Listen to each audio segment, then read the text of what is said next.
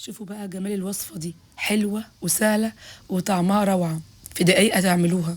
الأول بجيب كده طاسة، معلقتين من زيت الزيتون، بابريكا، شطة، من كل حاجة نص معلقة صغيرة، ومعلقة من العسل الأبيض، معلقتين صغيرين من الصلصة.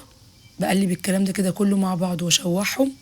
بعد كده بكون محضرة كوبايتين من المية المغلية، بنزل على الكلام الحلو ده كده واسيبها لغاية لما تغلي.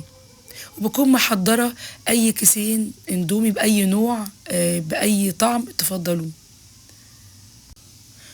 بعد كده أول لما تغلي بجيب بقى هنا عندي الاندومي وبنزل بيه في الصلصة الحلوة دي، بسيبهم بقى مع بعض كده 5 دقايق. وبجيب الكيس البهارات بتاع الاندومي وبرشه كده على الوش، بسيبهم كده لغاية ما يستووا لمدة 5 أو 6 دقايق. واحط عليهم كيسين البهارات بتاعتهم، وعصرة بقى ليمونة كده، وحبة شطة حلوين أنا طبعا إذا حبيته. ودوقوا بقى أحلى طريقة للإندومي، سهلة وسريعة ومختلفة وفعلا طعمها مميز. بصوا ما شاء الله، حاجة كده تنفع لجوع آخر الليل. لو الوصفة بقى عجبتكم، لايك وشير واشتراك في القناة.